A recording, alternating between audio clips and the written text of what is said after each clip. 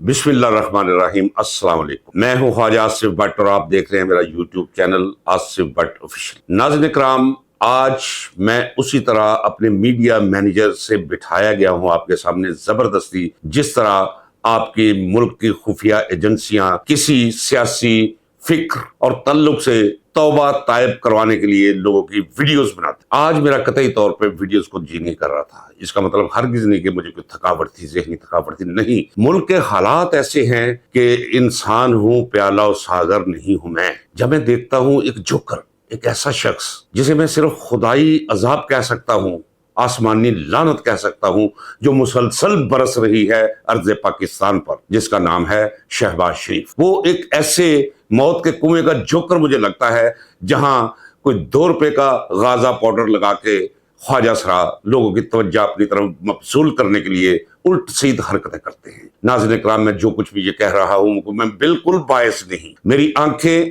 कैमरे की तरह है। मेरी आंखें सिर्फ बदन को नहीं देखती, अंदर पेवस्त होकर रूह तक जाती। दूसरी तरफ जब मैं देखता हूं एक ऐसी खतून जिसका कैलिबर मैं दयानदारी से कहता हूं यूनियन काउंसिल के चेयरमैन का भी नहीं, और वो औरत हारी हुई औरत है 60-70 हजार वोटों से।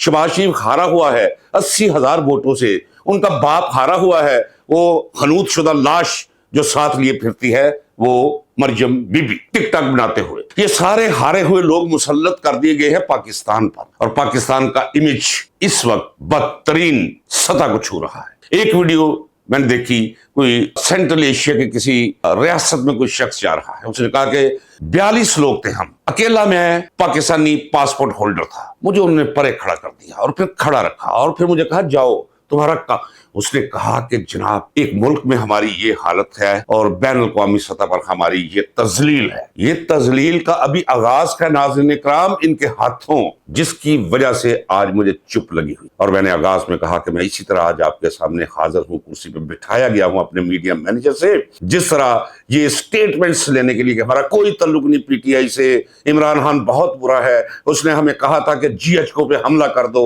उसने कहा था कि आसम मुनीर को पकड़कर उल्ट दो, उसने कहा था कि जनाब तमाम गिराव जलाओ कर दो, उसी ने कहा था।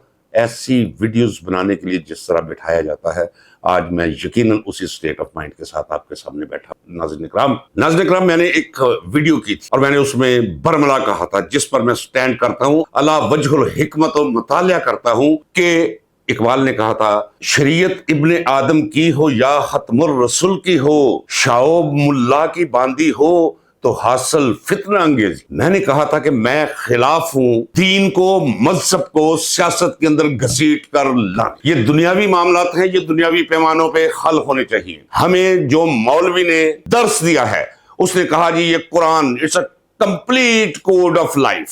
नाज़रीन इकराम, अगर कंप्लीट कोड ऑफ लाइफ है तो इसमें म्युनिसिपल रूल्स हैं कहीं? इसमें ट्रांसफर ऑफ प्रॉपर्टी एक्ट है कहीं? इसमें सिविल और फौजदारी जराइम उनकी तफसीलात हैं कहीं? अगर ये मुकम्मल कोड ऑफ लाइफ है, I respect my Holi book, लेकिन उसके बारे में मौलवी ने जो तासुरात फैला रखे हैं, उन पे भी मुझे आज कुछ कहने दीजिए। आज इस व्लॉग को आप समझिए कि ये बज़ाहिर आपको शायद बेरब्त नजर आए, लेकिन इसमें हर डाट दूसरे डाट के साथ आपको मिलेगा, और जब आप मिलाएंगे तो कोई ना कोई नतीजा आप इससे निकाल लेंगे। जब मैंने कहा था कि सियासत को मैं, मजहब को मैं रियासत से अलहदा देखना चाहता हूं, ये देखना नहीं चाहता, इस पर मैं पिछले नाज़रीन इकराम लिखता चला रहा हूं रोजनामा जंग में। अभी आकर मैंने बंद किया है, जब रोजनामा जंग एक गजट बन गया है जाती उम्र का और ISPR का। तो किसी ने मुझे लिखा कि आप कैसे कहते हैं कि दीन सियासत से जुदा हो? वो तो इकबाल ने कहा था कि जुदा हो दीन सियासत से तो रह जाती है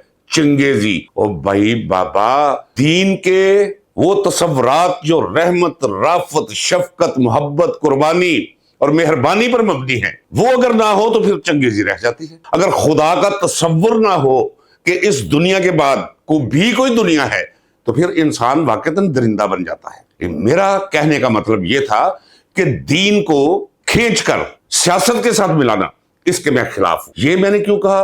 ताकि आपको पता चल जाए कि मेरा कोई तल्लुक नहीं है TLP के साथ, लेकिन जो कुछ उनके साथ हुआ है, मेरी हमदर्दियां बड़ी गहरी वाबस्ता है उनके साथ। अगर उनका कोई जुर्म है, ان کا جرم تو یہی ہے نا، انہیں پہلے پیدا کیا گیا، پھر انہیں پالا پوسا گیا، پھر انہیں دودھ پلایا گیا، پھر ان کے ناز نخرے دیکھے گئے، اور جب انہیں استعمال کرنے کا وقت آیا انہیں کہا گیا کہ آپ نکلو، نہیں تو آپ زیرو ہو گئے ہو، کیونکہ آپ نے کوئی احتجاج نہیں کیا۔ اس میں احتجاج کیوں نہیں کیا؟ آپ نے منع کر رکھا تھا۔ اور جب 13 تاریخ کو وہاں مصر کے اندر ٹرمپ بھی پہنچ گیا اور مغربی ممالک کے سربراہان بھی پہنچ گئے، تو صرف انہیں دکھانے کے لیے کہ ہم اسرائیل کو تسلیم کرنے جا رہے ہیں ابراہیم اکارڈ کی شکل میں، اس تلبیس میں، اس دھوکے میں، تو ثابت یہ کرنا تھا وہاں اپنی قیمت بڑھانے کے لیے، اپنی ویلیو کو مزید بھاری کرنے کے لیے کہ دیکھیں جناب، ہم نے یہاں آپ کے ساتھ نشست کی ہے اور ہمارے ملک کے اندر مذہبی انتہا پسند نکل آئے ہیں۔ اس کے بعد آپ نے اپنے آپ کو بچانے کے لیے، آپ اپنی ایکسٹینشن کے لیے اس جیلی ہائبرڈ سیاسی نظام جو ایک لعنت ہے، ایک گالی ہے، ایک دشنام ہے 26 کروڑ عوام کو، ایک دھوکہ ہے، ایک فریب ہے، اس کا تسلسل قائم رکھنے کے لیے آپ نے یہاں بندے مروا دیے۔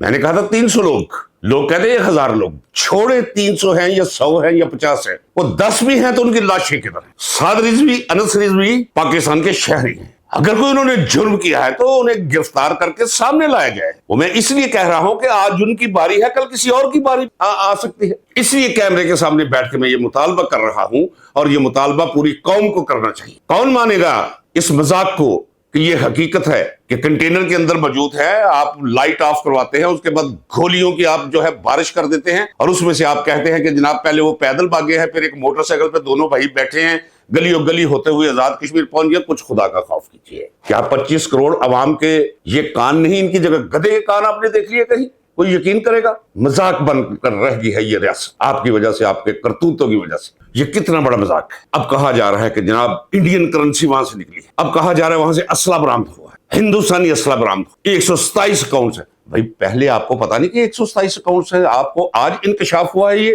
جب آپ نے ان سے کام لے لیا ہے اور ان کا کام تمام کر دیا، تو اگر ان کی باری ہے کل کسی اور کی بھی باری آ سکتی، آپ نہیں بولیں گے تو رہ جائیں گے۔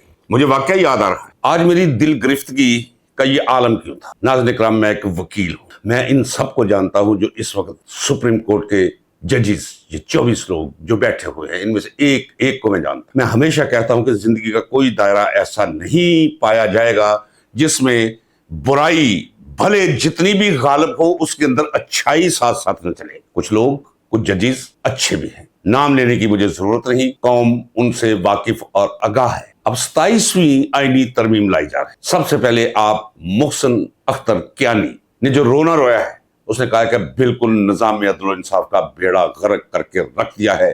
26ویں آئینی ترمیم نے بیڑا غرق کر کے رکھ دیا قاضی فائز عیسیٰ نے، اور بیڑا غرق مزید کرتی جا رہی ہے یہ موجودہ ہائی جوڈیشری، یعنی سپریم کورٹ، اور سپریم کورٹ کے اندر ایک اس سے بڑا سپریم کورٹ، سو کالڈ آئینی بینچ۔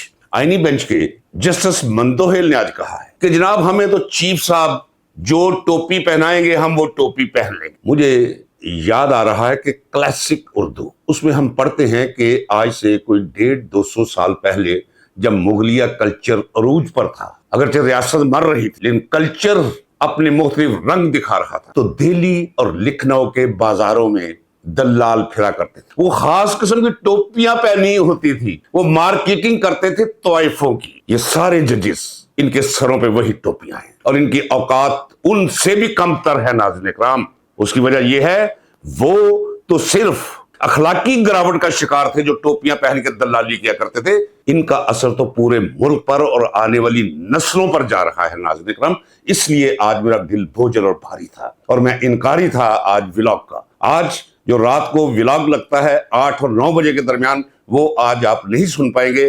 یہ ولاگ بھی میں اپنے میڈیا ٹیم کے اصرار پر کر رہا، پہلے کہہ چکا ہوں، اس بے ربطگی کے اندر بھی ربط آپ نے تلاش کر۔ اب کیا کہوں، اس شخص کو میں اسی طرح جانتا ہوں جس طرح آپ اپنے گھر کے کسی ملازم کو جانتے ہیں، جو ملازم پچھلے 19 برس سے آپ کے گھر میں کام کر رہا ہوں۔ میں اس کے LLB کر کے وکالت کے شعبے میں آنے سے لے کر آج تک کسے جانتا ہوں جس کا نام ہے امین الدین۔ آپ کو یاد ہے کہ بہت اہم کیس تھا اور اس کا کوئی تعلق نہیں اس ارض مقدس کے ساتھ، یہ صرف تحریر کرنے کے لیے عمرے پہ چلا گیا تھا، اور اس وقت میں نے کہا تھا کہ چوہا کھا کے بلی حج کو نہیں عمرے کو جا رہی، اور پھر اس کے بعد جو رزلٹ آیا تھا وہ رزلٹ آپ کے سامنے۔ یہ حال ہے آپ کے ملک کی اعلیٰ ترین عدلیہ کے ججز کا۔ ان میں ہر ایک کی طرح میں دیکھتا ہوں تو ان میں مجھے ماما مہدہ دکھائی دیتا ہے۔ ماما مہدہ ایک کریکٹر ہے ہیرا منڈی کا مرحوم، وہ پنچ تھا۔ ساری طوائفیں ان کے ذاتی معاملات ہو یا کسی تماشبین کے ساتھ معاملہ بن جاتا تھا تو وہ فیصلہ کیا کرتا تھا۔ مجھے کسی نے کہا کہ آپ مامے مہدے کے ساتھ انہیں تشبیہ دیتے ہیں، یہ مامے مہدے کی توہین ہے، قبر میں اذیت اور عذاب پہنچتا ہوگا۔ وہ بے شک طوائفوں کا جج تھا، پنچ تھا، لیکن اس کے کچھ اخلاقی معیارات بھی تھے۔ یہ تو گئے گزرے لوگ ہیں۔ آج آپ نے مقدمہ سن لیا ہوگا، 26ویں آئینی ترمیم کے خلاف مقدمہ آج سنا گیا۔ 16 ججز ہوا کرتے تھے، اب 24 جج ہیں۔ وہ ججز جو 26ویں آئینی ترمیم کے غلیظ بطن سے پیدا ہوئے، کیا وہ اپنے خلاف مقدمہ سنیں گے؟ اتنا کمپلیکیٹڈ کر کے رکھ دیا ہے نظام کو۔ اور جب اکرم شیخ آج دلائل دے رہے تھے تو یہ بار بار آئین کی بات کرتے، انہیں شرم نہیں آتی کہ آئین کا حلیہ بگاڑ کر رکھ دیا ہے، اور جو آئین کو اس ملک سے کلی طور پر ختم کر دینا چاہتے ہیں، یہ ان کے ساتھ مل کر اس آئین کا دھوبی پٹڑا کر رہے ہیں اور پھر بیٹھے ہوئے کرسیوں پر آئین کی بات کرتے ہیں۔ یہ اسی طرح ہے کہ جس طرح ابن سعد، ابن زیاد، شمر یہ قتل مولا حسین کے بعد سڑکوں پہ نکل کے اپنے بال نوچنے لگے اور ماتم شروع کرتے ہیں، آئین کو اس مقام پر پہنچا کر کہ آئین کی کوئی وقت ہی نہیں، اس ملک کو زمین بے آئین بنا کر رکھ دیا ہے۔ اور پھر بیٹھ کر یہ ریفرنس دے، حوالے دے آئین کے، اور جب کوئی شعر سنائے، جب کوئی واقعہ سنائے تو انہیں کہا جائے کہ نہیں جی آپ آئینی حدود کے اندر رہیں، آپ صرف یہ کیا آپ نے شروع کر دیا ہے واقعات بیان کرنے۔ واقعات ضروری ہوتے ہیں، جب آپ کسی نقطے کی وضاحت کر رہے ہوں تو آپ کا وہ علم جو کامن نالج ہے وہ ایک وکیل کا بہت بڑا سہارا ہوتا ہے، بہت بڑا ہتھیار ہوتا ہے۔ یہ بات بھی نہیں کرنے دیتے اور کہتے کہ آئین کی بات کرو۔ آپ صرف انٹرنیشنل سازش، آپ کو یاد ہے ناظرین اکرام، میں مسلسل کہتا چلا آ رہا ہوں، علی وجہ العلم و دلائل کہتا چلا آ رہا ہوں کہ عمران خان کو بین الاقوامی سازش کے تحت نکالا گیا، اس کے پیچھے کتے لگائے گئے، فوج کو استعمال کیا گیا۔ اب آپ کو سمجھ تو آگئی ہوگی، ایک ٹائم فریم تھا جس کے اندر یہ سارے واقعات ہونے جا رہے تھے، اس میں رکاوٹ تھا عمران خان، یہ ابراہیم مکارڈ، یہ مشترکہ دفاعی معاہدہ سعودی عربیہ کے ساتھ پاکستان کا، کیا مذاق ہے۔ اور جانتے ہیں کہ میں آپ کو اسی دن بتا دیا تھا جس دن یہ واقعہ ہوا تھا، میں نے کہا مذاق ہے، یہ اپنا دامن چھڑائیں گے، یہ انکار کریں گے کہ ہم نے کچھ نہیں کیا۔ ایک شخص کو راستے سے ہٹانے کے لیے اس ملک کی سیاست کو داؤ پر لگا دیا، معیشت کو داؤ پر لگا دیا، اخلاقیات کو دباؤ پر، تمام ادارے تباہ برباد کر کے رکھ دیے ایک شخص کی مخالفت میں، اور وہ شخص بیٹھا ہے وہاں۔ کیسا چیک دیا اس نے آپ کو کے پی کے میں، کر کے دکھائے آپ آپریشن۔ اب کس چیز کا آپریشن لے گیا ہے وہ جرگے کے اندر؟ ابھی یہاں سے آواز اٹھی، ابھی بلوچستان سے اٹھے گی، اٹھنا پڑے گا اور لوگ اٹھیں گے، یہ میں کہتا چلا رہا ہوں ناظرین اکرام، یہ ہو نہیں سکتا۔ مجھے سن کر مجھے سننے والے مجھے یہ مشورہ دیتے ہیں کہ آپ ایسے کریں، اپنی جان کی امان پائے، یہ قوم ستو پی کر سو چکی ہے۔ اور کچھ اور بھی ساتھ کہتے ہیں جو اس وقت میں نہیں کہنا چاہتا، وہ جا کے پڑھ لے، جو کمنٹس دیتے ہیں کہ یہ قوم رفت گزشت ہو چکی ہے، لیکن ایسی بات نہیں۔ میں تاریخ کا طالب علم ہوں، میں نے دیکھا ہے کہ گہری خاموشی کے بعد ایک بہت بڑی اجتماعی چیخ اٹھتی ہے معاشروں سے، جب صورت ہائے احوال ایسی اٹھے گی۔ وہ میں کہتا چلا رہا ہوں کہ جتنی گہری رات ہے اتنا ہی روشن سورج اس کے بطن سے طلوع ہونے کو ہے۔ ناظرین اکرام، امید کا دامن مت چھوڑیے۔ ایک بات یاد رکھیے، ہزاروں واقعات یہ پیدا کریں گے تاکہ توجہ عمران خان سے ہٹ جائے۔ آپ نے توجہ اپنے قائد پہ رکھنی ہے، اپنے لیڈر پہ رکھنی ہے، اپنے محسن پہ رکھنی ہے۔ میں اللہ کی ذات کو گواہ کر کے بغیر کسی محبت کے مروزی آپ کو اپنا تجزیہ دیتا ہوں کہ عمران خان جیسا لیڈر کبھی صدیوں میں ملتا ہے اور میسر آتا ہے۔ غلطیاں ہوئی عمران خان سے۔ آپ نے قرآن کریم کے آپ قاری ہیں، ذرا پڑھ لیجئے کہ ابراہیم نے کہا کہ یہ ستارہ میرا رب ہے، اس نے کہا نہیں یہ چاند میرا رب ہے، پھر کہا نہیں یہ سورج میرا رب ہے۔ یعنی ایک ارتقائی سلسلہ ہے جو چلتا ہے رب کریم تک پہنچنے میں۔ اس میں دلیل ہے کہ یہ نہیں دیکھنا چاہیے کوئی کس راستے سے آیا ہے، دیکھنا چاہیے کس مقام پر کوئی پہنچا۔ آج وہ جس مقام پر پہنچا وہ سچ کی انتہا ہے، وہ قوم پر مر مٹنے کا وہ استعارہ ہے کہ جو ڈھونڈے ہوئے بھی طریق میں کبھی کبھی اور کہیں کہیں جا کر آپ کو ملے گا۔ وابستہ رہیے عمران خان سے، آنے دیجیے زلزلے، پیدا کرنے دیجیے انہیں واقعات اور زلزلہ امیز واقعات۔